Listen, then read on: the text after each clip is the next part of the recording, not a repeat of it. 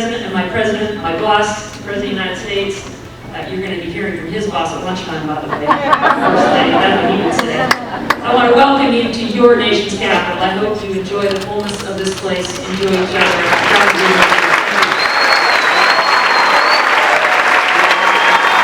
We're here with Secretary Sally Jewell.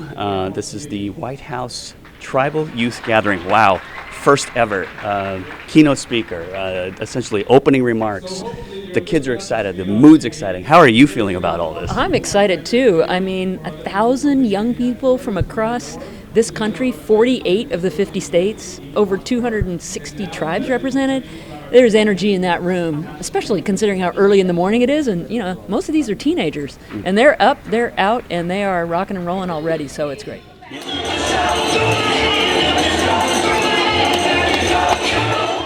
My job is to make progress, and when you look at the results we have, particularly in Indian education, where we are really the worst performing of any school district in the country, you say you can't keep doing things the same way and expect a different result.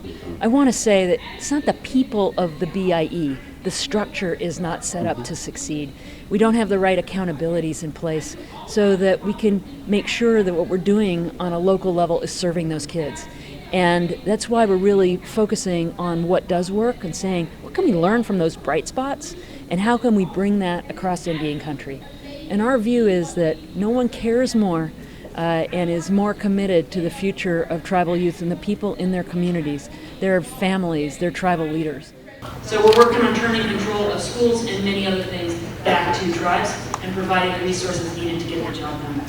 One of the things I said to the youth this morning is that everyone can be our mentor and we can be a mentor to everyone else.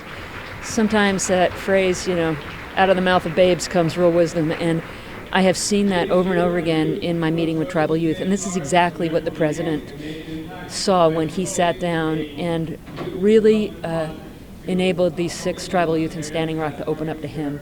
I've had the privilege of those kinds of deep conversations with young people across the nation, and they're wise, and they want a different future than their parents may have had, and they want to break some of the cycles that they see within their communities. They're asking for our support to do that, and they've got great ideas that we need to listen to. So that's what this is all about, is opening up our ears to listen. It's not to sit here and have the answers. Right. I see young people committed to breaking a negative cycle that they might have witnessed in their family. I've heard comments that, well, why isn't President Obama here? And someone asked me this actually on camera, and I said, well, you know what?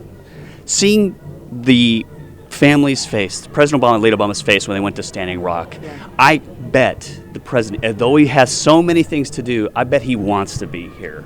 You know, what are your thoughts about the First Lady being here, the excitement of what's going to happen today? I mean, can you tell I'm excited? I can tell you're excited. Well, let me tell you what the president would say, which is the East Wing is way more popular than the West Wing. So they're getting the better of the two partners in this effort. The First Lady and the President are really committed to this effort, and I know he would love to be here if his schedule allowed. Yes. You know, he is the leader of the free world, and sometimes, you know, his obligations get in the way of everything that he would love to do, but he is here every bit in spirit. He will be listening and expecting those of us that are here to provide input back to him on what we heard, and he's going to expect us to deliver for him, and also to try and create the momentum in this administration that will carry forward no matter who is president. Please welcome the First Lady of the United States.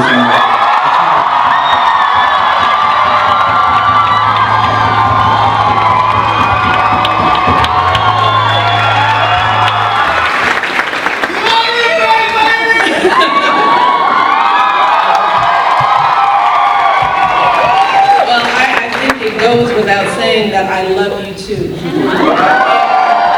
Do you think that giving more control back to the tribes over their education to these children is part and parcel what the solution is? I mean, you had said the BIE does need to do more to allow the tribe to have some control within that.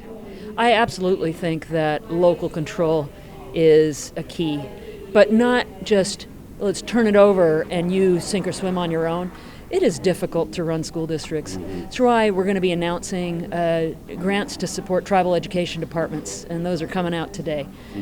7 different reservations have said, I've applied for grants, and we've said, yeah, we were happy to help you set this up. Not because you've got the answers already, but there are answers out there that we can all learn from, both tribal and non-tribal communities that have done this well. So how can we share those best practices, continue to uphold our obligations, but get better in each and every year? So that's what this is all about.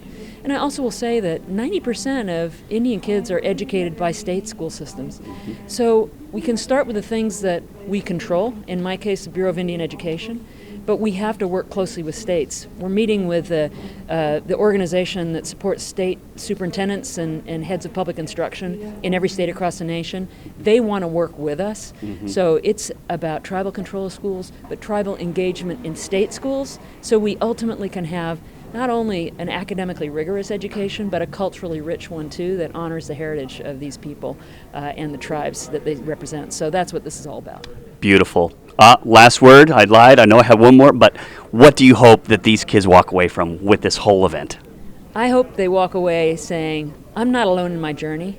There are a lot of people out there that have the same issues I have.